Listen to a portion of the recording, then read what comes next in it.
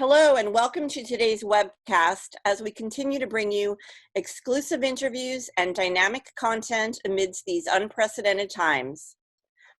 We're really excited to launch a new series of conversations today around virtual production, brought to you by the Visual Effects Society Technology and Virtual Production Committees, developed in collaboration with Netflix. Our first discussion, Navigating the Changing Landscape of Virtual Production, will delve into how the game-changing technology is helping to solve new creative challenges. We'll begin in just a minute. I'm Naomi Goldman, VES Communications Director. Let me share a few housekeeping details. The session is being recorded and it will be available later on the VES websites and our social media channels, and we'll post the details at the end of the session. The webcast will run about an hour or so with 45 minutes of conversation followed by about 15 minutes of Q&A. I do want to let you know in this live moment that our moderator and several panelists are dealing with the impacts of Hurricane Isaiah. They're fine, but we will be going with the flow if we experience any moments of technology impacts. You can submit questions at any time throughout the webcast. So if you're following on Zoom and would like to ask any of our panelists a question, please go to the toolbar at the bottom of your screen, click Q&A, and type in your question. If you're following on Facebook Live, enter your question as a comment. We can't promise we'll get to them all, but we'll do our best to address as many questions as possible at the end of what is sure to be a very vibrant conversation. Our esteemed panelists include Business Development Manager for the Third Floor Visualization Studio, Lara Cawsey, Award-winning Director, Mark Osborne, Epic Games Business Development Manager, Miles Perkins, President and CEO of Aaron Sims Creative, Aaron Sims, Director of Emerging Technology at the Mill, Wong, and now I'm going to hand it over to today's moderator, Netflix Director of Virtual Production, Girish Balakrishnan. So take it away, Girish. Thank you so much, Naomi. My name is Girish Balakrishnan. I am the Director of Virtual Production over at Netflix. And I'm so humbled to have the opportunity to speak with the VES to help start a series of conversations around virtual production across the industry. Now, over the past several months, the industry has seen an acceleration of adoption and acceptance of this notion of virtual production. And virtual production is far more than just LED screens and VR headsets. Virtual production is changing in its definition and challenging the way that we think about production as a whole. And this is a panel where we're going to try to attempt to rein in that definition. Instead, as creative needs and the technology innovations continue to challenge the ways we produce content, the artistry and the technicians involved, affected especially during these times, come top of mind to me. And virtual production as a word has now been elevated into the production zeitgeist, yet historically being a nascent field has been limited in its talent necessary to support it. In this conversation, I'd like to discuss just that. Over the next hour, you'll hear from several individuals, some amazing colleagues across the industry, speak to virtual production as a methodology than a technology. It is production, after all. While technology innovations have played a significant role in its adoption and growth, the diverse backgrounds of this panel will hopefully highlight the why. And I hope through this conversation you come to an understanding of what the broad world of virtual production is and will be. The panel here comprises of leaders that over the past couple months have been increasing their investments in the world of virtual production, and I'm so excited to have this conversation with each of them. And they span all aspects of production from the very beginning, middle, and the end. It's the entire production landscape. So let's just dive in and introduce the panel here today. I'd like to ask each of you actually to introduce yourself and in a couple sentences, describe your first aha moment, the first time you engaged with virtual production as a whole. Let's actually start off with Boo. You've been a real innovator in the space. I'd love to kind of hear from you, not only of what you do, but also that aha special moment when you really got to dive into the world of virtual production?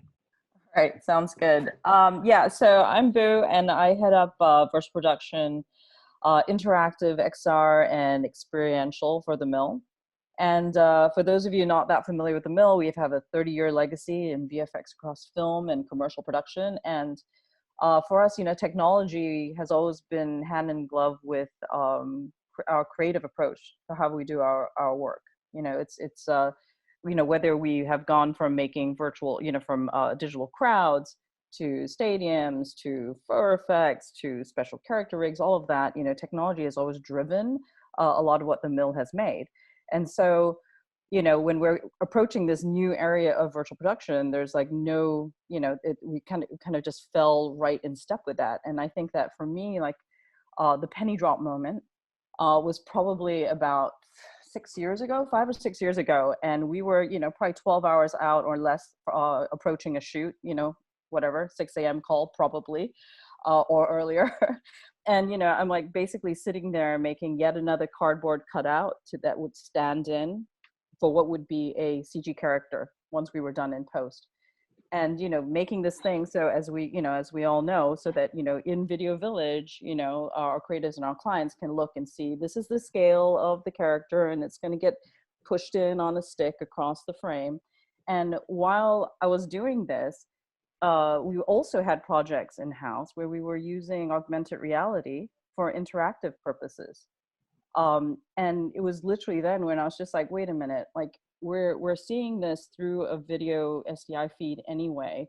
Why are we still doing it this way? So we basically from that point started doing, kind of joining the teams up, our game engine team with the VFX team. And we basically got together and made a product that we eventually called Mill Cyclops, which is our real-time AR virtual production platform. And that lets us augment a SDI camera feed into Video Village. And it did real-time tracking. And because we also, coming from VFX, we knew how important it was for things to look right for sign-off, we also built it to capture and process 360 video for real-time, like image-based lighting. So to me, it was that was definitely the penny drop moment where it's just like, wait, this is happening. And Cyclops, and this is there. Cyclops was really a kind of a groundbreaking combination of both live action, AR, and on-set cinematography with real-time engines. So thank you for that, Boo. Transitioning into there, I think, Miles, I'd love to kind of hear from you just really quickly a little bit about what you're doing over at Epic. And what was your big aha moment? You've certainly worked in traditional VFX and moved into the real-time space. Would love to have you jump in. Yeah, Miles Perkins, business development at Epic. I've had a couple aha moments, and I would split them out. There's a creative side, and then there's a technical side. It just through my career, there have been these moments when, one of them was stepping in to see the first Jurassic Park test, when everybody thought it was going to be more of a stop motion show, and then actually to see the CG dinosaurs. And then another one was when we started playing with hair on the Flintstones early on, and it wound up being fuzz. But fast forward then to last year, stepping on to the Mandalorian stage. And then the other, maybe it was about a couple months ago, someone forwarded me a primate with long hair, and my ability to take the mouse and move the character and the hair and there was something just oddly satisfying about that, knowing where I came from and splitting out the two. The creative part of it, I think, for me, is watching a director or a filmmaker engage with the virtual side of the world. They're typically engaging with what is physical, move this here, let's deal with lighting, but actually engaging on the virtual side can be difficult at best. And watching them now being able to actually direct and have no delineation between what is in the physical space and what's in the virtual space is absolutely mind-blowing. And then like I said, on the technical side, like understanding where we've come from and where we are and what we're able to see now in real time, and then also understanding where we're going. I have to say that, I mean, the aha moment is kind of taking all of that, and I have that aha moment every single day right now, because I'm just so thrilled about what I'm seeing and what the prospect is for this technology, and more importantly, for this tool set that is being given to filmmakers. It's amazing. It really is. And I think what you guys have developed over there is really the platform that is driving a lot of different innovations. But I would love to kind of hear from Lara. Naturally, prep and planning is such a big core component of this process. And Lara, do you mind touching a little bit on what you're doing over at Third Floor and that aha moment, especially working in this planning phase of production, to several of them? Yeah, absolutely. Hi, Lara. I'm from the Third Floor Business Development. And I think at the Third Floor, we're really diving into the idea of leveraging real-time technology to bring the power back to the creatives. So really, I think there's been a confusion within the industry that technology is taking a lot of the power away from the creatives, whereas we're really saying, no, look, we're building all of these different tools, which, you know, we'll explore a little later. But things like being able to hand a director an iPad with a 3D representation of what the scene is and saying, show me what you mean, versus trying to describe to me what it is. And so that aha moment for me, truly, I came from production. I've worked on everything from really small budget episodic through to $5 million features through to, you know, $200 million features. And the one thing that I noticed throughout that process is the amount of value that's lost due to confusion. You know, you're taking a script, you're sitting around a desk with all of your HODs who are incredible in their own way, but, you know, the director's trying to describe a dragon that's coming over a castle, and suddenly you've got 20 versions of that. And that then translated onto the screen. There are a lot of conversations back and forward and a lot of time wasted through that sort of, you know, I guess, understanding of what that is. So just being able to say to the director, give me those 5 or 6 shots, and then handing that over to your DPs and all of your creatives, truly, I think, is the leverage that we need to really take the industry into a place where we're creating things that we've never created before. So that was the aha moment for me. Oh, it's amazing. I think, you know, the aha moment that we all speak towards really starts with the filmmaker. And Mark, I'd love to kind of have you introduce yourself. You clearly have an amazing you know, library of films that you've directed and been a part of. But do you mind touching a little bit about yourself, your background, and that aha moment that brought you into the virtual production sphere? Sure. Yeah. Like, I've actually sort of organically throughout my life, I've kind of touched on lots of different kinds of filmmaking. And I started with live action, just, you know, making shorts with my brother in high school.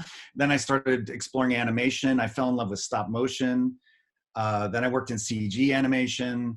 I've always been fascinated with mixing mediums. I've always been fascinated with different tools for, you know, just for different effect, different storytelling uses.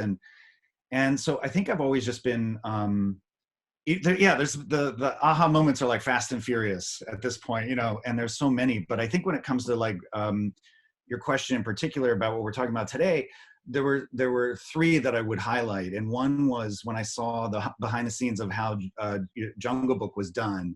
And when I saw the kid running on a green log and I could see the real-time set kind of comped in live on set. I mean, I was like, I want that, you know, and I want that in animation. and this, then I got the iPhone 10 and I was able to like, I was able to like live comp in a guy in a gorilla suit playing a ukulele, you know, like, and I could actually walk around and see, and I'm like, okay, we're here, like we got it.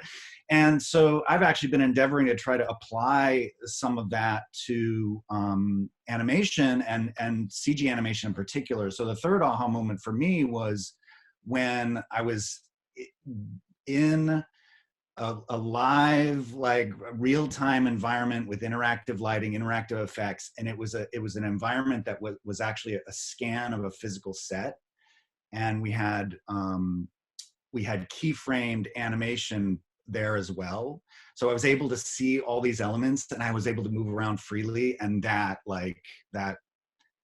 knocked me over. And that's when I'm like, okay, this is really, these tools have become so exciting, and that it's all about spontaneity. It's all about getting as much spontaneity and as much information to the team, as much information that we can share, so that we can actually have a truly collaborative, creative moment in animation that can be so hard to come by because the process is split up. And so the idea of being able to do that collectively, is what's really got me excited right now. Amazing. Aaron, I wanted to, naturally with your background in sculpting such, you mind touching what you do at Aaron Sims Creative and that transition, that aha moment where this real-time virtual production really clicked in your brain? Oh, yes, of course. Hello, everybody. I'm Aaron Sims, the founder of Aaron Sims Creative. My background, I started in the 80s, 85, doing makeup effects. One of my first projects was Evil Dead 2. And then I worked with Rick Baker for 12 years and Stan Winston, these legends that really kind of created some really amazing, spectacular creatures and characters and brought them to life with, silicone for appliances for actors and animatronics from dinosaurs from Jurassic Park. All this stuff was like, for me, so exciting to be a part of that generation. Then came Jurassic Park as well with the CG. Being a big fan of all effects. My focus was always creatures and characters. And my background working with makeup effects and puppets, I've had some really incredible experiences. So I've gone through the transition from 80s to 90s to now, where I've seen the makeup effects, the physical aspects of these creatures being on set, and the reaction of actors dealing with them, and with a director being able to direct something that's there. I've also seen, like, in those same scenarios, especially with animatronics and other things where it's unpredictable and they break down on set. That's frustrating for the director and producers and everyone else. But there was this happy moment of, like, that I feel like right now we're actually starting to almost have that experience again with virtual production. I mean, it may feel necessary for the world we're in right now to actually do this for the pandemic that we're all living, but I also feel like this is a transition that needs to happen because it brings back the art, the reaction with directors and actors and everything on set, being in camera, so there's less guesswork. I mean, I've been a huge fan of visual effects and been a part of that process, the traditional part, but I feel like, there's been this moment right now. When I got into Epic, Unreal, we were doing a lot of virtual reality, and this is, I have some stories that we can show some images later on the practical aspect, why I think accidents on set are exciting, but I'm just gonna go to my aha moment of right now, which is basically, we did a lot of games that we were working with in Unreal. We were doing virtual production or virtual reality. We had this one, it was called Chained, and it was this project which was like a Christmas Carol. It was a dark version of it. And the director on this wanted to try something different in virtual reality. He wanted to actually have an actor there that performed with someone so they could actually see this actually happening in real time and react, the person that's actually experiencing it. So it's not recorded, it's not after the fact, it's actually happening right there. That moment right there is my aha moment where I realized, if you could do that with puppets, like come up with a control, you could do it with actors on set, you can have that same reaction that you can actually get with, that we used to have in the 80s and 90s, with these characters being there on set and everybody reacting in real time and the performer reacting opposed to, in some ways I feel like, as much as I love what we've all created in visual effects, is it can become very sterile or almost too thought out. So in some ways it's still a great art form, but what I love is the art form of having it happen in real time, and that's what we're actually about to, we're experiencing right now, and that's the whole virtual production for me. I have one moment real quick. It's like, and this is a comparison too, is like, is that on Men in Black there was, I designed the little worm guys. And I was working with Barry Sonnenfeld, the director, and and this is something that, you know, we don't do anymore, is do maquettes. And it was like a maquette of the creature, like the little worm guy. They were just made for a background character because we already had our main characters in the movie. But I sculpted it a certain size. That wasn't the size I always intended. I always wanted them to be like 7 or 8 feet tall. But when he came in and saw it, he fell in love and says, "What are these guys? We need to make some scene around them." And I started explaining how I saw them, and I said, "I see them 8 feet tall." He goes, "No, no, no." Because they were physically right there in front of him, he goes, "I see them this size, and now maybe we can do something funny. Like, let's figure out something maybe in a kitchen or whatever else." And so that being there in person was, you know, a maquette. We started to incorporate with virtual reality, is that I took the Demogorgon that we actually created for Stranger Things, and I actually put it into the room. So the director could come in, put the goggles on, and just say, you know, I just use that Demogorgon as an example, but it could be Godzilla or some other big creature. And then you could scale it there, and they could see right there in real time, like the scale of their creature, commit to it, opposed to thinking of it after the fact or while you're shooting and then have to redo it. So these are all, you know, I'm talking a lot about a bunch of different things, but there's so many exciting things happening right now with virtual production, and my focus is, you know, is bringing creatures and the art back into film. Absolutely. And I mean, I think as each of you have kind of, from your various disciplines and your various backgrounds, what's really happening is the democratization of these tools and technologies and these workflows have really opened up opportunities for you know, all kinds of filmmakers, all kind of creatives to jump into this space. Now, what's changing naturally is the culture of production. Visual effects and virtual production are continuing to blend. And certainly, visual effects, virtual production, and physical production are continuing to have that sort of ebb and flow. And I think, you know, before we go too deep to a lot of this, I think the intersection point between a lot of this is the real time and the filmmaking process. As filmmaking continues to increase in complexity, the need to facilitate that decision making early is important, and the technology developed to support that naturally from the real time of the game industry for the past 20 years is supporting this transition. Miles, do you mind walking us through a little bit of kind of how we got here to this moment and where we're thinking we're going to go forward?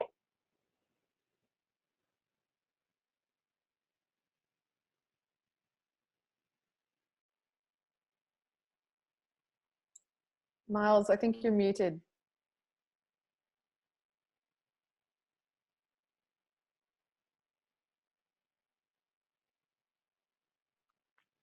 Let me, so yeah, thank you very much. So I'm just gonna try to step us through this. I prepared something just to kind of show the high level of what this is. And when you kind of step back and think about it, there are these themes that kind of reemerge. And I think a lot of times people look at this as a very technical based workflow. But if you step back, you actually start to realize that, you know what, there are these similarities that we have with the way that films were made in the past. So before, I think, you know, coming in, you know, 60s, 70s, 80s, early 90s, the focus of creative collaboration really happened on the stage. People would prepare to be on set or to be on a stage.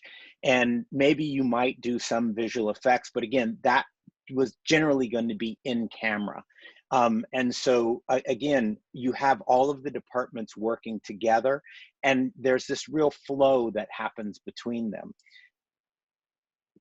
CG kind of around in the 90s and mid 90s, really, what you were able to get with that was this benefit of being able to visualize anything pretty much and bring it to the stage in a very, very believable way. But there were these byproducts that came of it, which were in essence the rendering time, what it took in order to do it, and also how you had to compartmentalize whatever you were creating visually.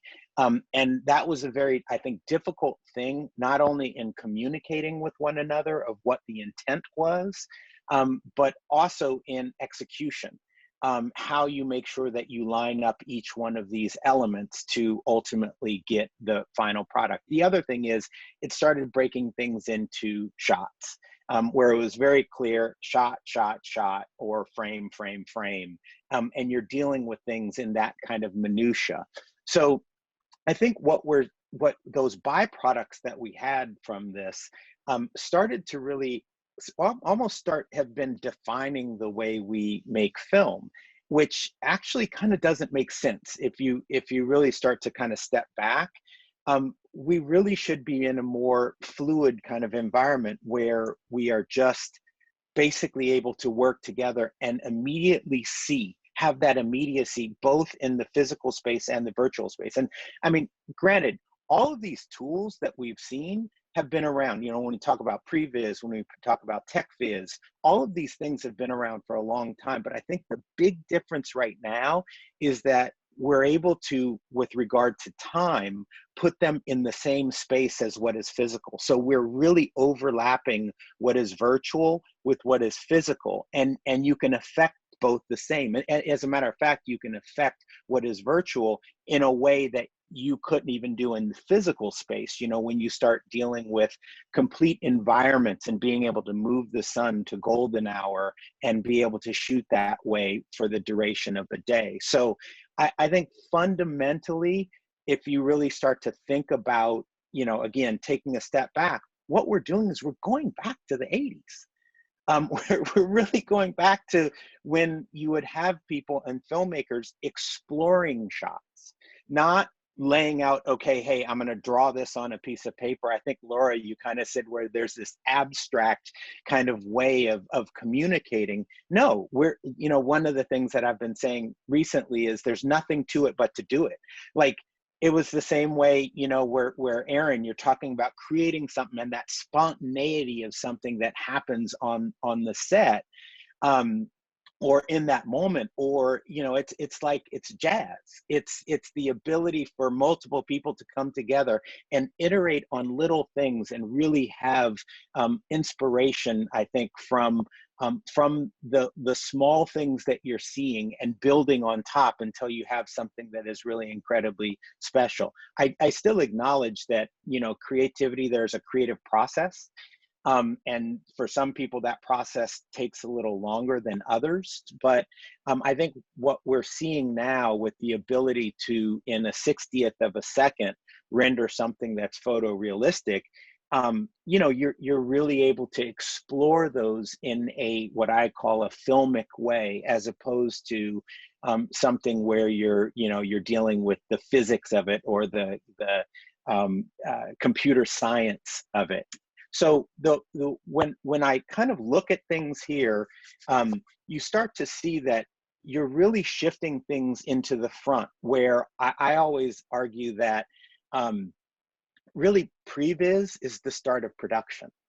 And what you're doing is you're, just as you would a physical stage, you're preparing the virtual world for production, to be on stage and be able to explore that, so that you're not dealing in shots, but you're dealing in footage. And that's, again, a fundamentally different way of thinking about things. It gives people the ability to explore and have these kind of happy accidents that you might not have otherwise. There was something that happened earlier kind of in my career where I'd seen this shot on Davy Jones, where Bill Nighy was really ultimately driving the performance. And he did this thing where he pursed his lips when he was thinking about something. He went like this.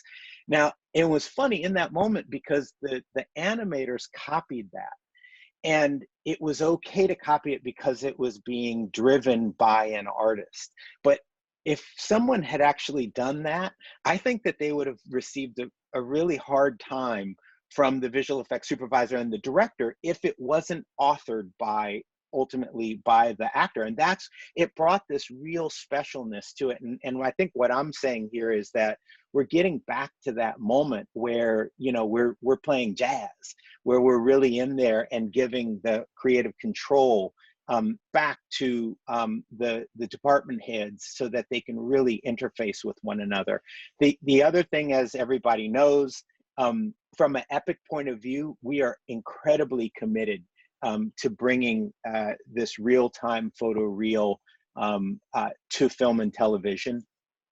You've seen kind of the level of detail with our next version or our Unreal 5, you know, where we're going to have massive amounts of geometry, you know, where you have the Megascans library at your disposal, really in feature film quality, and you're, you know, able to basically pull all the way out or move all the way in, and you still have that level of fidelity, global illumination, all of these things really happening in real time, so that what you're able to do is really explore your shots in the moment. And that's exciting. And the other thing that's exciting is there's all this amazing talent out there that really know how to put pixels on the screen. They understand composition, they understand lighting. And I'm really excited to see what the VES and the members of the VES are going to do with this technology as they start to not only integrate themselves in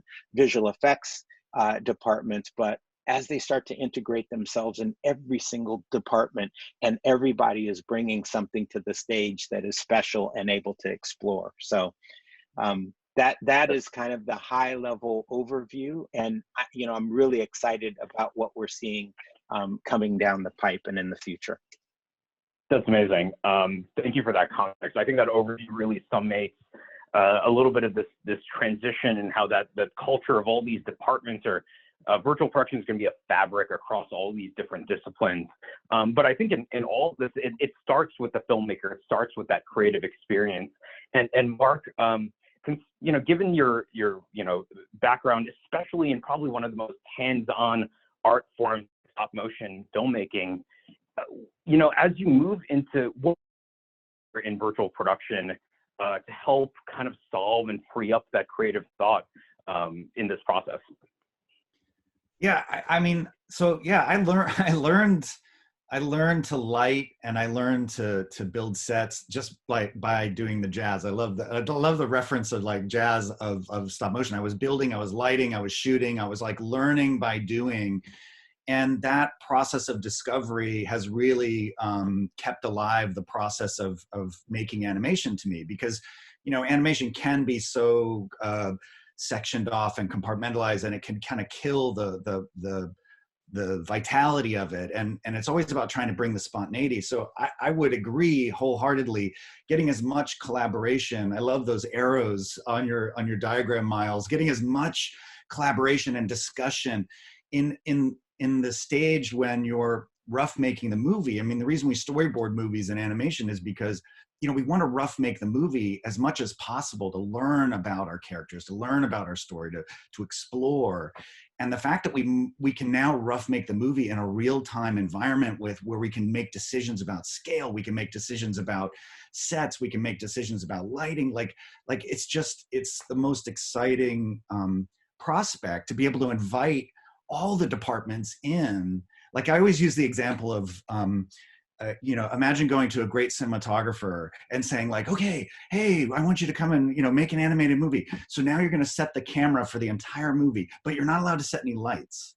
You can't use light, but go ahead and shoot the entire movie. And then, you know, come back later, and then we'll let you light the movie. And it's like, it would blow the mind of any cinematographer to try to work that way. So even that alone is this way to sort of bring together the collaboration of all the different departments and give, you know, that's what I'm super excited about, is like, yeah, opening up that conversation. Mark, actually picking back off that really quick, kind of touching on the DP experience, because naturally as a filmmaker in these workflows, the other creative departments in there getting them on board and aligned on that creative vision is important. How, as a filmmaker, as a director, are you communicating to your creative peers in productions about the opportunity within the space? Well, I think that's the thing. It's so versatile. And like the things that I'm excited about, like every filmmaker has different things that they are interested in or things that spark them. And what's amazing, it's like everything is available, like within this sort of paradigm. And it's all about choices about what it is that you want to dial in when. And for me, like what's really exciting is I start talking about this and I start realizing like what I want is I want flexibility. I want to be able to play story. I want to be able to develop that story. And, you know, we can start using tools like this as a story tool. We can start to use it. And what I love is that I can also talk to the efficiency of it. I mean, the idea is like if we're building sets and models really quickly, just so we can get in there and start roughing out, you know, and use it as a story tool, we can then actually follow, and those pieces, those same things that we've modeled and built can get sort of scaled up. They can be used down the road. They don't get thrown away. And I think traditionally, that's where I think some of the siloing in the CG process becomes really frustrating for filmmakers, because there's a lot of redundancy, and we don't want to throw anything away. We want to keep building the story and keep building towards this like ultimate version. And we just want to do it in a low risk, low cost environment, if possible, for as long as possible. And that's kind of the thing that I'm trying to entice other filmmakers and creatives to see this as it's more like workshopping theater in a way. If we get all the elements in place and we're really gonna, you know, it can be different things for different filmmakers. That's the amazing thing. That's great. And I think one of the components that you were mentioning about sets and I think, Aaron, you know, I think this is a good segue to talk about how the art department is changing, and how the creature department, and how, you know, how this early concept development is starting to engage with these sort of workflows. Do you mind touching a little bit on that?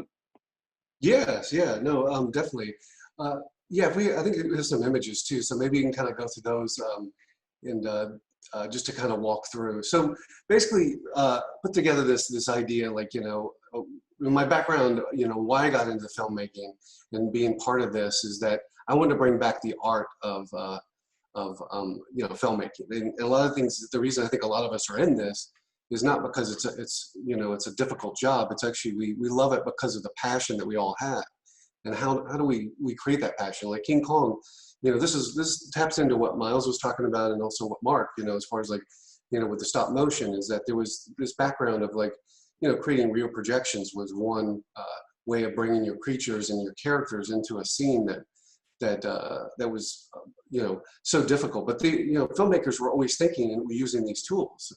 So King Kong was like, you know, one of them. I think Stanley Kubrick's 2001, you know, used, you know, really incredible like rear projections to create these amazing shots that were all on stage. And and what, you know, we're kind of doing right now is just bringing that back. And it was all like in camera. It was there for everyone to react to and light and know what the lighting's going to be. It goes back to what Mark was saying. It's not guessing what the light's going to be. It's actually, you can start setting it up. So way back then, you know, Stanley Kubrick and other filmmakers were doing this. So so it's interesting how things has evolved. And, you know, the time when in the 80s and 90s when I was working with Stan and Rick, you know, there was all this great technology being used for bringing these creatures to life and bringing them on set. You know, this is the era of, which didn't last too long, and it was kind of sad because I loved the animatronics. You know, there was an art to that, and it's, you know, it makes sense that it's kind of gone away because there was a lot of complications in that process. But it was that idea that you had something there on set, you know, that was bigger than a guy in a suit or bigger than a puppet. It was this gigantic robot that was there, and it's like extremely expensive. And there's a lot of, you should look at this whole thing if you don't know that much about Jurassic Park.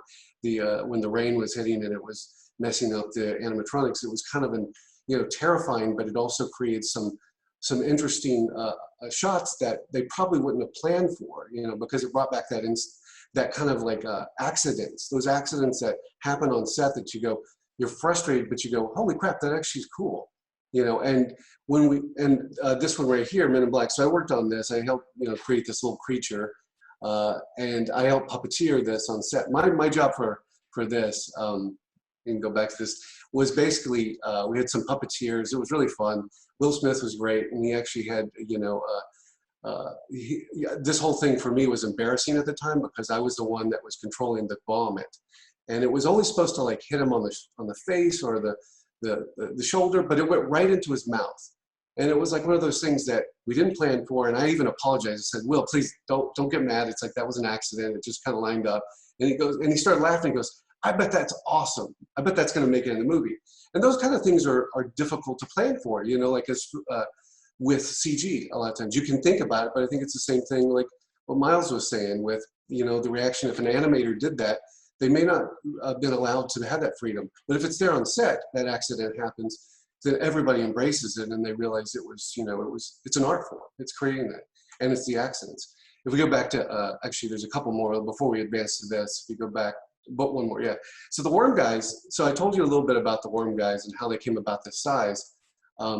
So this shot right here, there's no audio on this, but when you hear it, if you watch the show, this was an accident that happened. Is that he was supposed to pour just a little bit in that cup, and he poured too much, and the performer, the puppeteer behind there said, "Oh shit," you know, and it's actually in the movie. You hear it, you go, "Oh shit," and so it's kind of those accidents create like the spontaneity and the art of filmmaking, and I think that when we start to think about like now we have this ability. So right now we, you know, Mandalorian, I think that's the next shot. You know, everybody knows about, you know, virtual production, and what's great and I love is that there's actually, you know, a physical Yoda there as well, so you get that real reaction. So it's cool to see that kind of scenario where you're bringing all the old filmmaking techniques all into one. And you know, I think Jon Favreau and the team did an incredible job of making this work in such a way that felt very cinematic in such a confined area. But it was like, that's part of the art.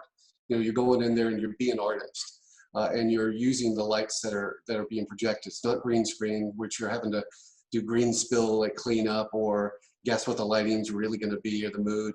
But what was great is they still have like a practical Yoda, and there's a little bit of cleanup of rods and taking that stuff out. But the idea now, what I like the idea and what I've been focused on, because my background is creating creatures that can also be like the Mandalorian projection. Say a big creature's there on set and a person's having to react to it. They're going to see it. It's going to be in camera and it'll be in the projection. There'll be other shots that you'll probably have to do in post if there's an interaction with the actor. But there's also this great ability to get true reaction and everything in camera. And with that idea is that instead of it just being something that someone animated, is you have the idea of a performer, like I was mentioning with Chained, our virtual production, where you actually had a performer that was actually doing the work and reacting to an actor that was there, so you're seeing it in camera. Those things, those tools, I think, are exciting, I think, for filmmakers, for myself, and bringing back the art. So this is a test we've been doing here at my company, ASC, is we worked on Demogorgon. We designed this creature, and we did the effects for the first season for this creature. And it was great. It was a lot of fun, but it was laborious in the sense that the Duffer Brothers really wanted this to be on set and practical. And then they decided, because the limitations of certain things, they had to go CG. But what's great about this technology, and this is just showing the detail that you can get in with it, is this is more detailed than the one that we actually had in the show that was rendered, that took hours and hours to render. This is real time. And the level of detail here, I mean, look at the skin. It's like, we could never get that. It was like, that's what's exciting about now. And if you go back, if you don't mind, I don't want to talk too much. I know I'm rambling, but to that shot with the Demogorgon in Unreal, where it's like interactive. So this is all just, you know, those are real shots, but well, I'll just explain it. Basically, there's some shots right after this sequence. You'll see, okay, these, not that one, but before. I'm sorry.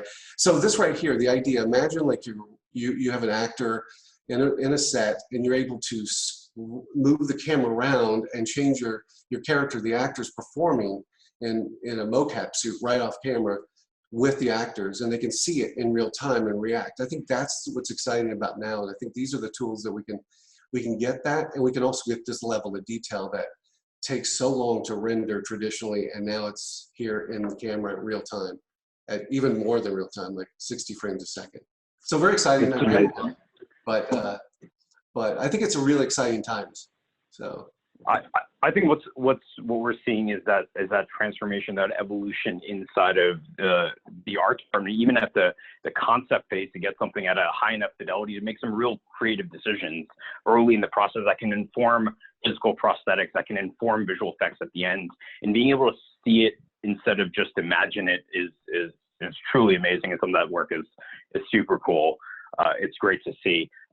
Just a housekeeping note, I think we're at the halfway point of the presentation or the discussion. I wanted to remind anyone, if you have any questions, feel free to chime it in, especially on Facebook Live, and Naomi, Janet, and the team in the background will compile those and shoot them over. So I can pick the brains of this team here. So feel free to ask your question directly or broadly.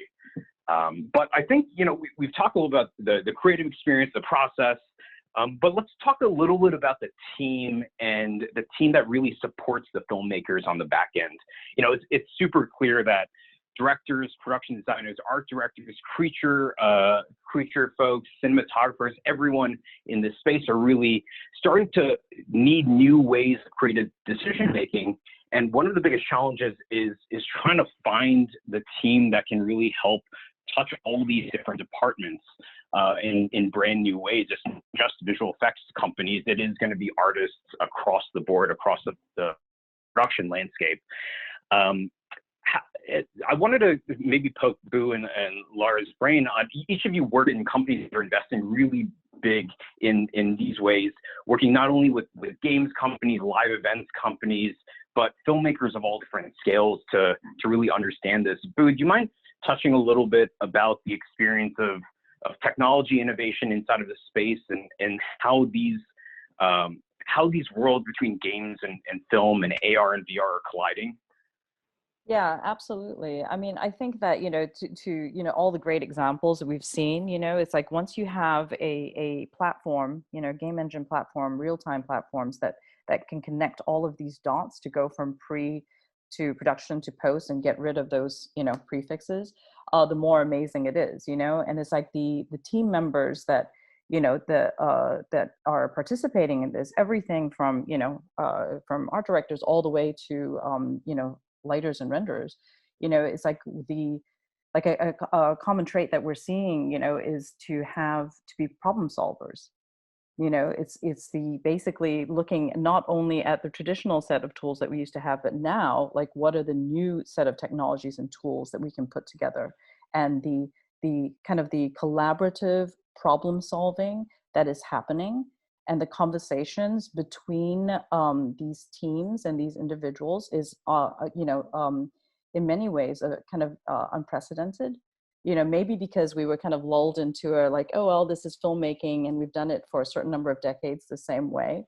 There was a bit of a shorthand, but now there's this literal kind of excitement and innovation that's happening, where people are throwing out, like the most successful of them, I think, are problem solving to level of throwing out suggestions. How do we do this?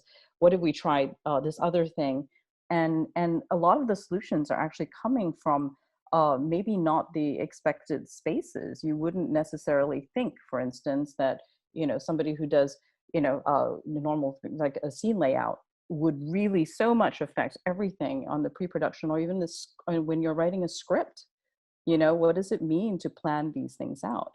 And so it's that sort of like really open collaboration and problem solving and connecting the people who think in XR with people who think in like the perfect visual fidelity of rendering and compositing, and then connecting it with the storytellers and the filmmakers. Like this ecosystem is really it's blowing up, and it's super inspiring. One thing that, one of the projects that I think you're recently involved with the Game Awards touch on so many of these different elements, such as you have performance capture of a live actor inside of a space running in real time, final pixel. At the time, you had a full live events experience with AR, compositing, naturally work with cinematographers and on-set crew. The combination of all these different departments is something that I don't think artists and visual effects professionals have historically had to prepare for. How do you go about working with your teams to bridge those gaps? Yeah, and I think that, it's funny because in some cases it is very traditional in that, like when we did the live virtual character, and I don't know if you have the slides for that, but for the Game Awards, for the EA Mirage character, the mocap expertise that we had built up from a traditional filmmaking point of view was totally on point with that. you know, and to bring in that kind of traditional expertise and say, okay, this is mocap, but now it's actually going to be at a live event. Having people, traditional VFX supervisors who understand cameras, you know, and video is absolutely critical when it comes to a live event that have those things as well. You know, and I think that, you know, the other thing that is different though, is that we're not just talking to the Aries and Alexas and, you know, whatever crane system you want to use. We are now actually having to make connections with product companies in new areas. So not just, you know, game engines, you know, like Unreal or Unity or Frostbite, but also new types of performance capture technology as well, for facial capture, for hand capture. You know, we're basically having to make relationships and figure out how to use new and different types of products. Absolutely. I mean, it's some of the most dynamic spaces in all these scenarios. It's so hard to prepare for it, but I think the more that we're able to broaden the disciplines and able to understand everyone's roles on set, whether you come from visual effects, games, virtual production, motion capture, I think as these worlds continue to have this overlap, that literacy is really important in the process. And, you know, and it's basically trying to find like creative ways of using this technology, because otherwise the technology is just sitting there. But it's like, how do you use this? You know, how do you use, you know, machine learning? How do you train a neural net to know how a character performs? You know, it's not just crunching to figure out like what kind of programmatic content can you get pushed in your news feed. You know, it is about how can you use it to actually create better things and better performances and better stories. And I think so much of that process comes in that I think we touched on a little bit on that planning process earlier on. So many of these different elements from, you know, character, creatures, sets, each of these different disciplines require a level of thought and planning to really make any of this possible. And previs and visualization as an art form or a technique really helps you know, connect those dots, especially as we move into these you know, these new times and these challenging circumstances. It seems like visualization is going to have a greater presence inside of the ecosystem, and we're going to need more previs personnel to be able to support this. Lara, do you mind touching a little bit about the state of previs and how you're seeing this right now?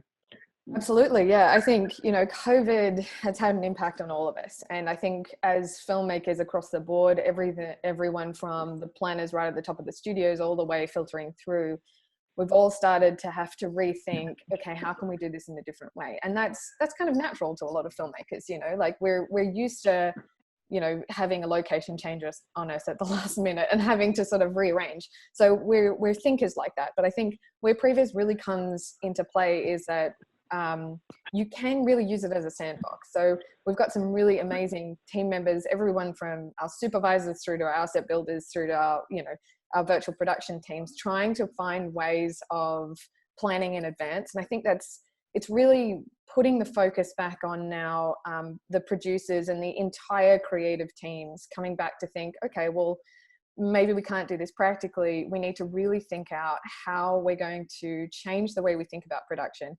How much can we plan in advance to really make the most of shooting? So, you know, we've seen impacts. I mean, we've been lucky enough as a company to work on some of the most prolific series out there, Game of Thrones, Mandalorian. You know, we're involved with the Marvel and Star Wars universes. And I think the lessons that we've learned from that is the more you plan, the more value you get on screen. I think that's pretty obvious, you know, to all of us who work in this realm. And I think just touching on a couple of great analogies that came up in this panel, I think Miles touching on the fact of thinking about it like jazz. It's not like if you're going into virtual production, you have to throw everything at it. It's really, you know, use that storyboarding time, use that previs time, bring all your creatives together, and then really be able to think about the ways that you can utilize that time. And then have that filter all the way through. And then touching on Boo, you know, there's so much technology out there now, and being able to leverage things like Unreal for us as artists is incredible. Not only because it allows us to, you know, take some of the tech world, some of the gaming world, some of the film world and sort of plug it all together, but I see every day these little moments where teams, even in this remote situation, are saying, well, hey, you know, you guys have got that VR headset and we've got this iPad, and let's try and like code something to make it all work. And suddenly we've got remote teams working internationally on full previs for these most incredible series that are coming up.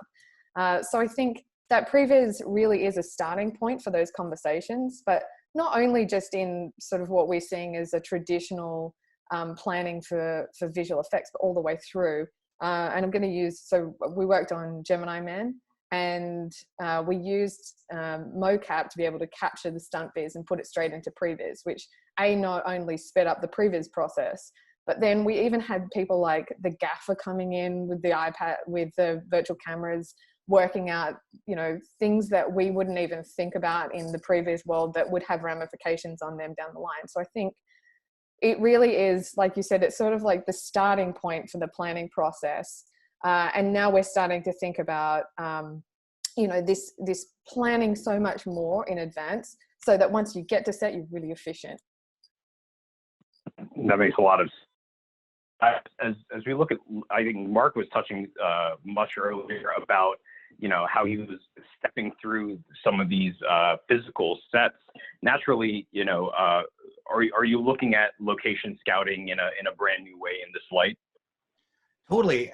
Yeah, I was just thinking about the fact that, like, you know, I've been in CG. I've used CG as a tool for a while. And when I was first using it, all I wanted to do was go inside one of the CG sets and scout. And I wasn't allowed to. Either I couldn't, or that would have been out of the process or whatever. So now I'm to be able to put on a headset and actually feel like I'm there, and actually look around and actually go underneath things, and, like, you know, as you would in a normal set situation. And you know, it was the closest that the CG process has ever been for me, closest to when I was doing stop motion, where it was just right in front of me and inspiration could come and I can build on it in inspiration. And so yeah, it's just super exciting to be able to have that kind of freedom as early as possible. I always say, like, you know, we're always we're guessing, you know, we're always guessing in animation. Like, you're trying to make really educated guesses, and, you know, the more education you have about all the elements, the smarter your decisions are, and the more educated your guesses are. And this just ups the level of everybody's education of what it is that you're building and what story you're telling and how you want it to feel. And so that's what's really exciting to me. It's like it's improving everybody's ability to be able to guess better about what it is that's going to work when, you know, when you need to, like, finish, you know, when you need to get there. It makes perfect sense. Maybe Miles and Aaron, do you mind, of artists are changing as they tap into these tools, and it's really challenging, naturally, to find artists in the spaces that can really tap into these resources. I know one of the questions that we're getting from the audience is, you know, as people, where do they see roles in, you know, companies that we have here, but companies across the ecosystem where these skill sets would be really valuable? Maybe Aaron, you want to start, and then we'll go to Miles. Yeah. Well, you know, kind of, it's an interesting time we live in right now with, you know, everybody kind of being virtual already. So virtual production seems like it, you know, it's still going to have to collaborate with people in one area at some point. But as far as, like, artists goes, and creating the content and the designs and all that stuff, even the way our company works is we've always, you know, we have a team of artists that work in-house, but then there's always, like, remote artists around the world that's always support and help us. I think that this is going to open that the floodgates even more. And I think, you know, Lara, and she's doing an educational, she'll talk a bit more about that with Miles and Unreal. And I think that what I think is needed right now is an educational aspect of how to use these tools for artists.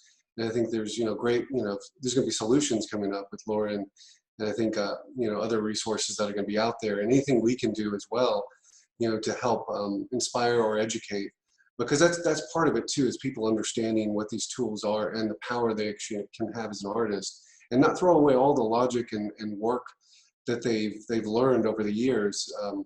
You know, a question is, you know, came up on, you know, this too, is like, what does, you know, virtual production look like in the next 10 to 5 years? And I think that it's hard to say what it's going to be like in 10 to 5 years, because my experience from 80s to 90s to now is almost every decade it changes dramatically. So what is that next evolution? I know it's going to be, there's going to be a version of this, but who knows what the technology is going to be. But right now, what we actually have with, you know, Epic, I think, is the ability to work, you know, with every part of, like, as a designer, create a design with a character that actually is working in Unreal, show it in Unreal, in an environment, and with like a third floor, a previous company that's actually taking that design and that character and working one-to-one, so that the director and everybody else sees that this is, you know, this is the same design. It's not guesswork. And that same asset can be used to the pipeline all the way to the final VFX. And that's kind of the big picture I see that, and it goes back to what Mark says, like, don't you know, waste, you know, there is a lot of waste in this industry, and that's part of what costs a lot too. And it's a lot of frustration and rethinking when there could be, like, you know, a really streamlined way of doing this. And I think this is part of that solution, but it does come from people being inspired and educated on what they can actually do with it. And I think that's, you know, there's going to be a lot of resources there. So, Miles, do you have anything to add in terms of where you see artists moving across the film series, et cetera, space? Yeah, I do. One of the things that kind of, as you asked that question, I thought back of a colleague of mine, Ty Rubin Ellingson, and he had said, we were talking about Photoshop, and he was kind of switching over to using more Photoshop, and he said, yeah, I'm still just a man with a stick pushing mud around. And it was just such a fundamental thing where he understood the place of the tool. And so the thing that I think we have to be clear here is we have to understand what the tool is in the context of what people are trying to do. And, you know, from a point of view here is that we also have to understand that this is a different tool. So, you know, it's not just the ability to render things in real time. What we're talking about here is we're talking about a game engine that has physics, that has all of these if-then attributes to it, so that you can start to do things that, you know, maybe it's not the way you traditionally thought about doing things, where you're going to think about, okay, I'm going to put all these things together, then I'm going to, you know, fix it all in the comp at the end. Maybe you're addressing it from a different perspective. And I think that I think people need to be open to that, and also open to the fact that maybe there aren't as many silos. And the other thing is, I have to say, maybe we're taking a step backwards in some areas in order to take 5 steps forward. You know, maybe it might be the case that we have to rethink about some of the things that we have to do and invest in that, in order to, you know, next year or in 2 years' time, be able to have something where you're literally, you know, anybody can be a generalist and really do as much as they want to do in that moment. The other part that I want to point out to everybody is the opportunity. The opportunity right now is, again, I start laughing and getting a little giddy when I start thinking about these things, but Epic Games is really setting up this scenario where people can have free access to the Unreal Engine. Anyone can download it. There's Quixel Megascans, free. Anybody can download those. We're starting to introduce more and more things where people have opportunity. And even in the marketplace, you can take something as a template or something that you basically just want to kit bash. And again, I'm going to go back to what this is this is the 80s, the 70s, 80s of kit bashing. I'm going to take this from here, I'm going to take this from there, and I'm going to send you an image that is going to convey a message, and we're going to talk about that image as opposed to just conceptualizing the whole thing. And, you know, a thing that I keep on telling people is, in this scenario, there aren't as many barriers to this. There's nothing to it but to do it. It's just the matter of, okay, I download, I go, I start playing around. There's training that's available. There are all these things that are available. So, I would just say to the artist that the opportunity is like we've never seen an opportunity before, and dive into it, have fun with it. I've seen many people that have just got into it and they were like, whoa, I didn't understand that this was just going to be a lot of fun too. So that's, I think, what I would convey. And like I said, the opportunities are pretty significant, and I can't tell you what it's going to look like in the next 3 years. I do know that it's going to open up a lot of things for a lot of people to contribute in ways they probably hadn't thought about before. I want to pivot the conversation about remote collaboration and the challenging aspect that we're faced given the climate of the world. We had a question come in that I thought was really just pertinent, just because it's top of mind to so many people. Maybe Lara chiming in from a technology and, the previous is such a collaborative art form where you have to kind of be with the filmmakers in that space and talk a little bit about, how this pandemic has affected the number of opportunities in the previous space to be able to work remotely. How are you guys doing it? And then maybe on the second part, hand over to Mark to talk about, as a filmmaker in this process, how you can connect with people remotely and still be effective in that creative workflow.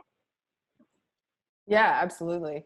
I think third floor, strangely enough, was naturally set up for this. We're used to traveling around internationally. And so once the pandemic hit, although it was a shock to us, we were able to transition everyone to work remotely. And then leveraged a lot of our virtual production tools. So we got the team up and running in around 4 days, working from home. We're leveraging secure technology such as Teradigi and AppGate to make sure that we're connecting to our remote servers. And then from there, we're leveraging things like our AR tools. So we have an AR package that's based on an iPad with gaming controls. And then, as we're setting shows up, we go from Maya, we've got an Unreal Live link so we can move into Unreal. Once we're in that environment, that opens up a world of other possibilities. So not only are we able to leverage things like our Pathfinder, which is our virtual scouting tool, which has things for the art department, production designers, and even through to the construction teams who are now trying to plan in advance remotely. We've also sent out iPads to our creative team, so to the DP and directors, so that we can explore with them remotely what a scout would look like. And they're able to send us back snapshots, they're able to send us back quick times. And then from there, we're also doing remote mocap capture. So we've literally got mocap suits with some of our artists, and we're doing stunt scenes at the moment from different people's bedrooms. It kind of feels like, this reference back to the 70s where people are sort of doing what they can because they just want to. There's so much passion, I think, amongst within this industry at the moment. I think people are feeling very fortunate and very lucky to have opportunities at the moment, and we're really trying to fuel that sort of way to think about it differently. And we're seeing the most amazing ideas come from it. When you give those artists a little bit of freedom or challenge them to think outside the box, they come up with these phenomenal pipelines that are being used all over the place. So I think that then probably the most exciting part of that is bringing the directors into that team so that they feel very included in that process. And I think there's probably some confusion throughout the process of integration of previews into traditional filmmaking. It's kind of the new kid on the block, like virtual production is.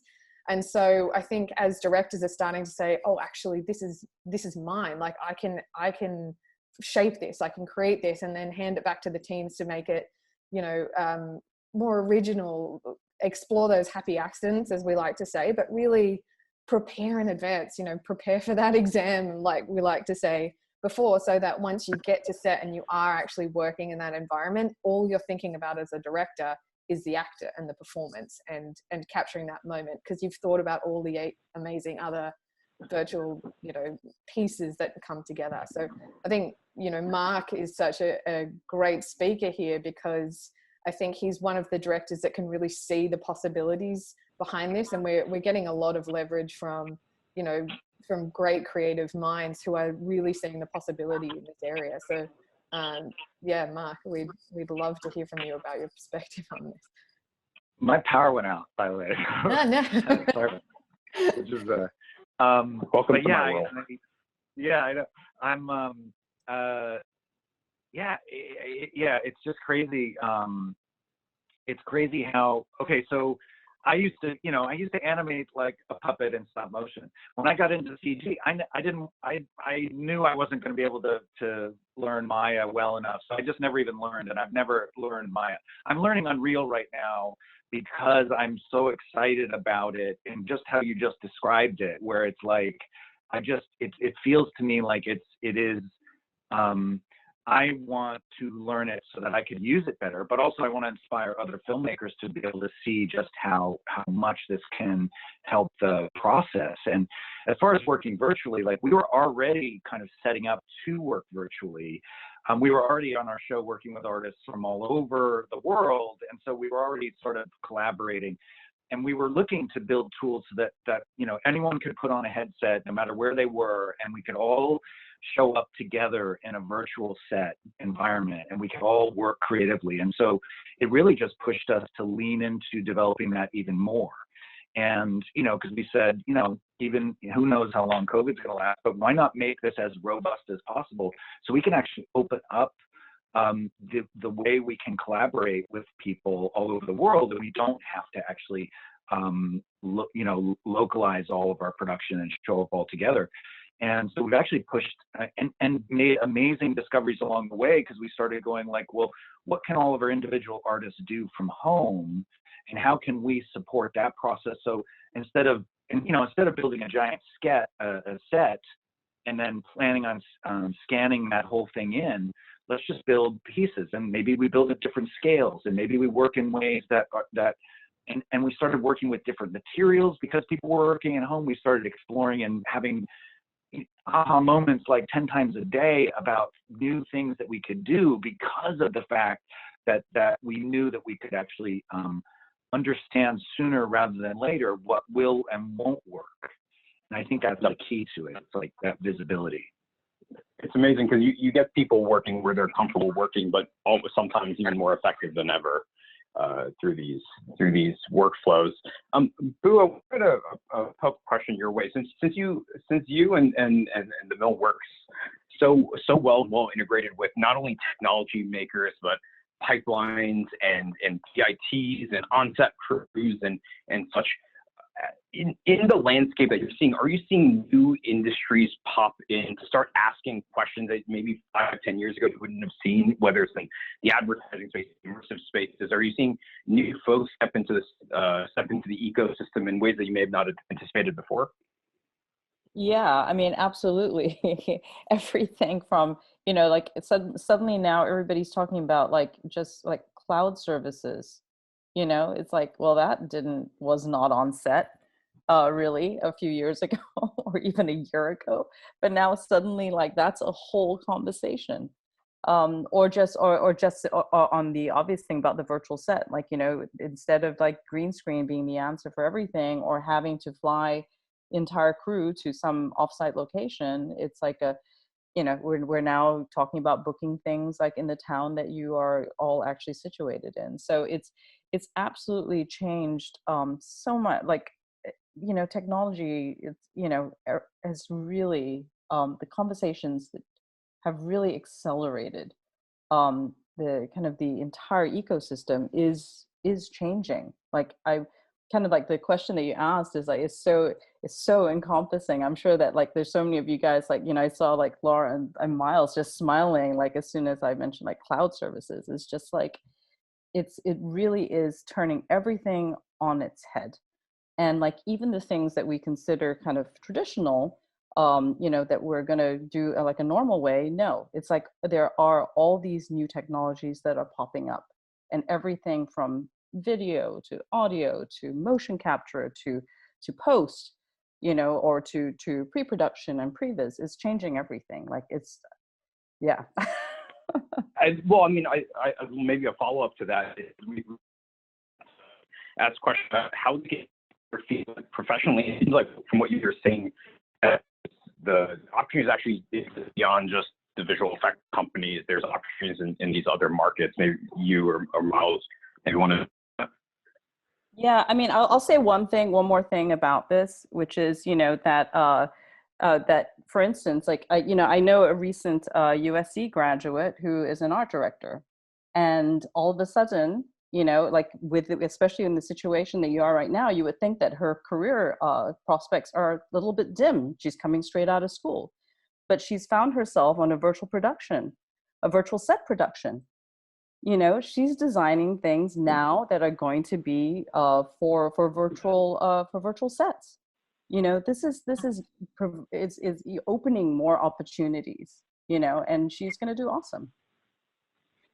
Furthermore, you know, I've had a couple conversations with some directors that are, you know, again, trying to wrap their head around what this means for what they're doing. And one of the things I've been saying to them is, what happens if you actually get yourself some artists that you work with on your team, just like you would have a coordinator or a producer or someone like that, where when you're early on and just trying to like think about your story, you're actually starting to pull together some images that are going to help you start to build this world. And how about if you approach it from that? And that there's been light bulbs that have been going on for people where it's like, oh, wow, you like, again, going back to that thing of just do it. You know what I mean? Just start to pull images together and start to do some creation, because that's what this is all about. So, I mean, I believe in the future we'll be looking at every single department, and every single department will have that opportunity. I'll go a step further though, because I know we talk about film and television all the time. There are other opportunities that are out there though. And I mean, you know, this is the Visual Effects Society, but visual effects and visualization can operate in many different verticals. And so we're not only seeing this happen, you know, in film and television. I'm looking at it in architecture, and I'm looking at it in simulations. I'm looking at it, you know, in car manufacturing.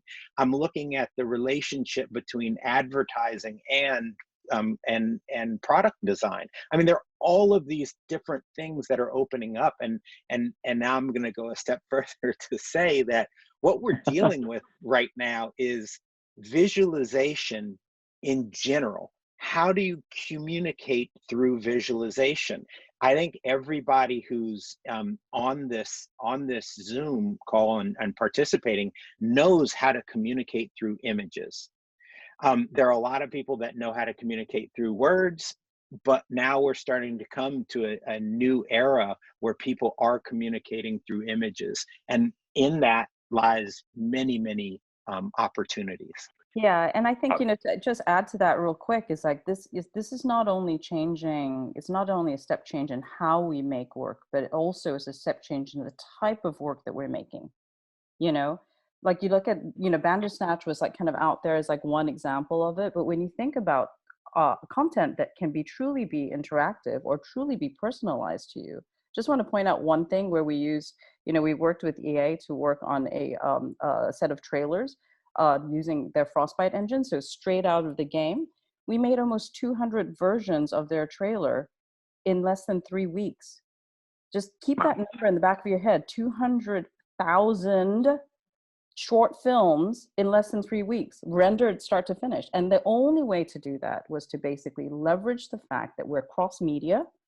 You know, you're taking game assets, you're going into linear content, you're also working, you know, with an interactive app to basically take people's personalized cars that they were designing. You know, it's like, it's stitching all of these things together. And for all of us to say how things look is important, how things interact is important, how it feels, and how we as creators and users basically kind of work together to make the end product, right? This way of communicating.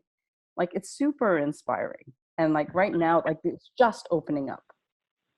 Oh, that's amazing. I think I wanted to kind of maybe go around the circle and on I think we got about 20-ish minutes left or 15 minutes left. But I wanted to ask a question about how you anticipate studios to be handling the addition of a virtual production department. How do you cast and crew that sort of team? It seems like such a broad landscape. How are you? What is the makeup of a department within maybe say the mill or the third floor or things like that? What kind of things do you think about and look for? When you say that, you mean like by skill set, or do you mean by skill set, by personality, by capability, by technical prowess? I mean, you need pipeline teams, artists, technicians. It seems like it's a lot of generalist sort of work, or just people nimble on their feet, right? Right. I say we need all of it. All right. It's like, yeah, we need, like I said earlier, like we need problem solvers. We need people with a good eye. We need people with a kind of a foot in history, kind of like where we came from, traditional pipelines, the base level of how we want things to look and feel.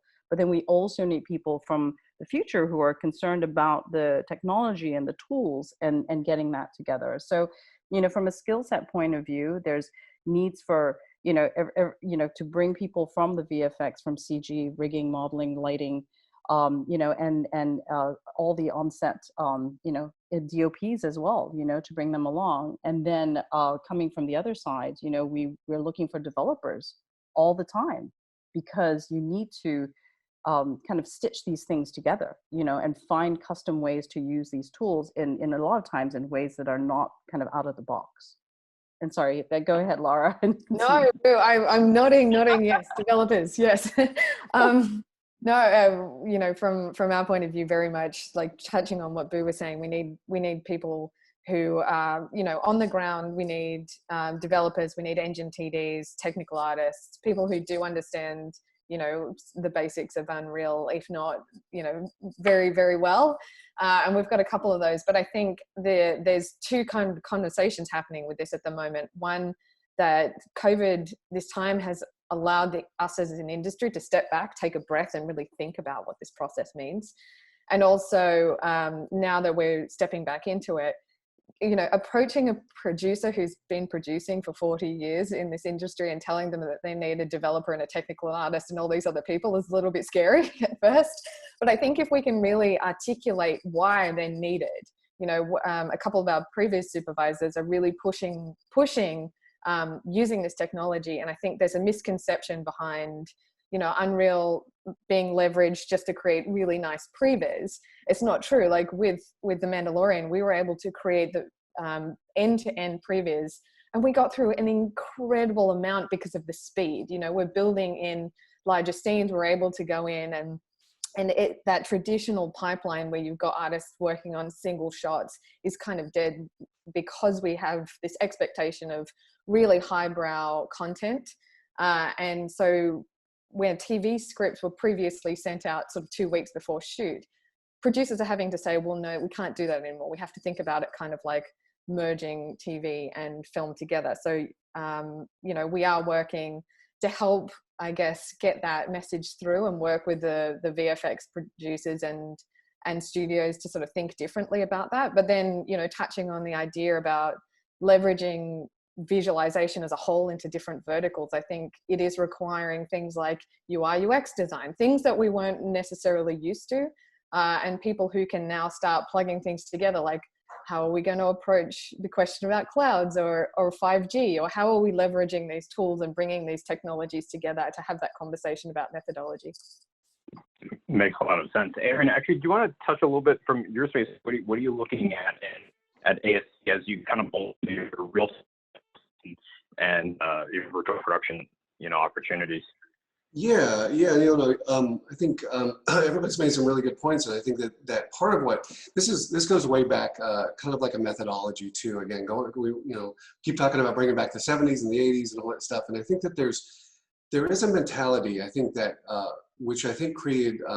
It was an art form, and I think there's still an art form in visual effects. But what I think happened in visual effects in a lot of ways, and what I think is going to be different, and what we're looking for too, and I found it by hiring people that because of visual effects, was always segmented. Like someone was only a model maker, or modeler, or someone was only a lighter, or someone was only and they never, and that's the way that the pipelines work, because that's your job.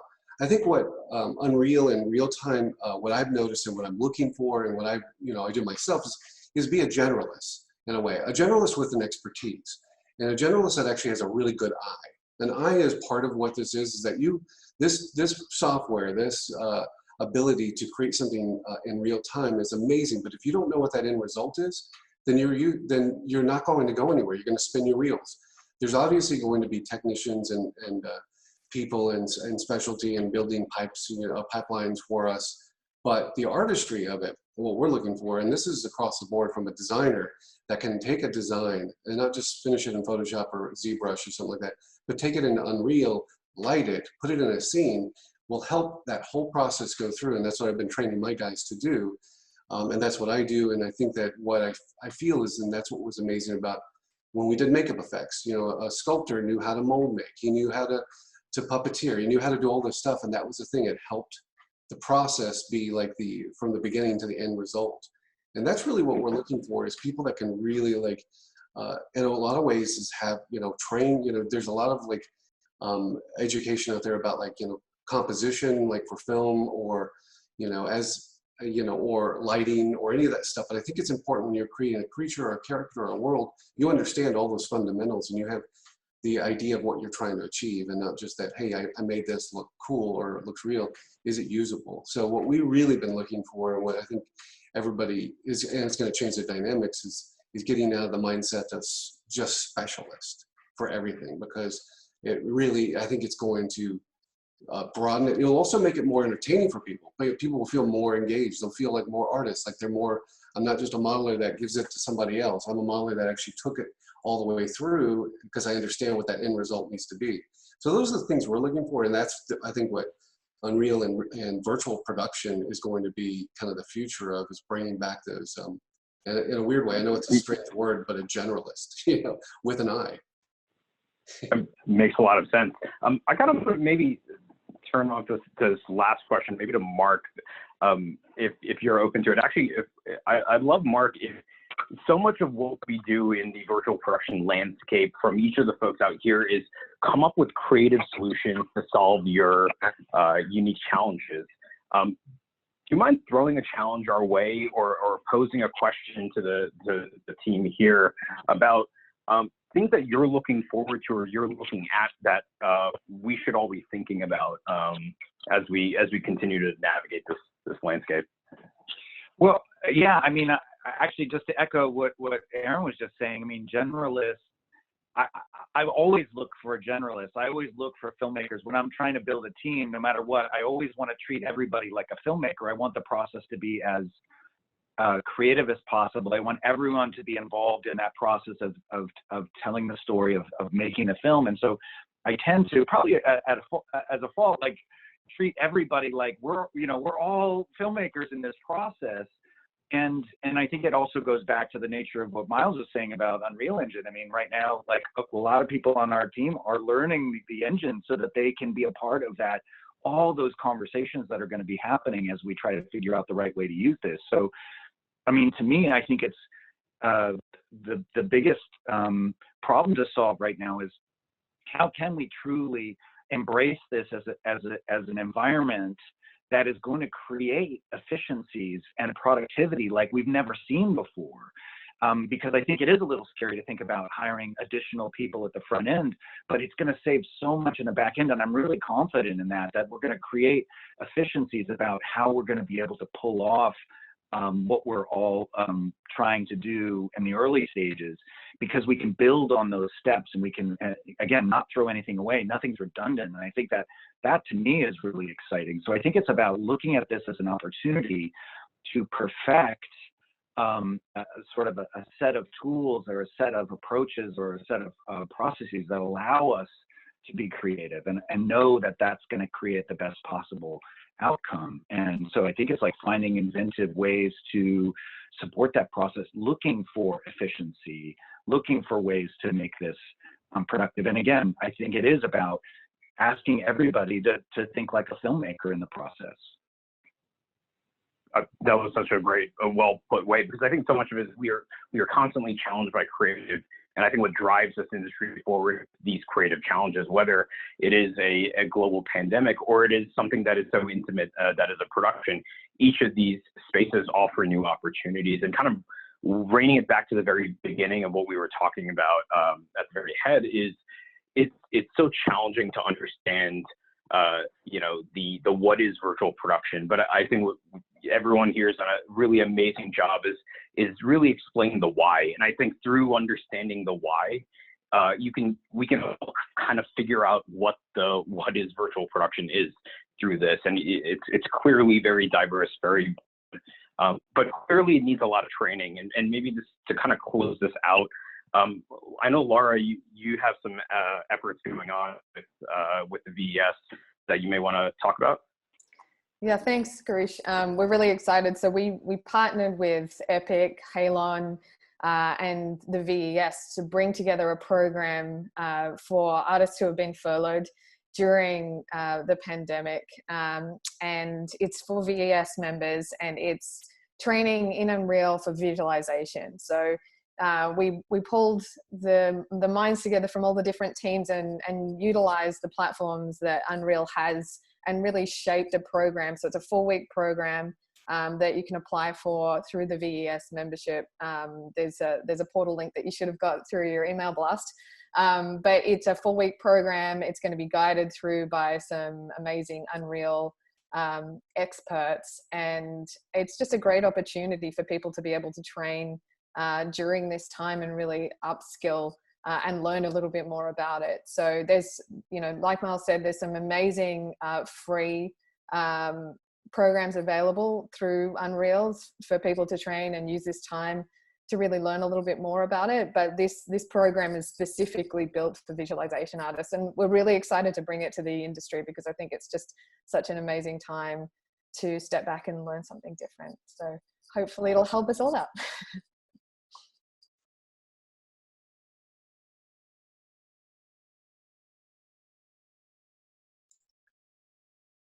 I think we might have lost Girish.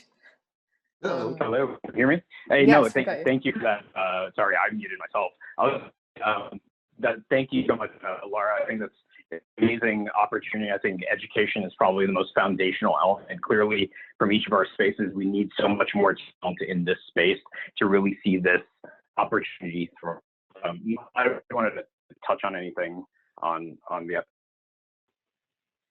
I think you just threw it to me, but I just, from Epic's point of view, we're wholly supportive of this. And, in the background, there've been quite a few programs that we've been doing to address some of the issues I think that people are having in being furloughed and the disruption in the pipeline of content moving through.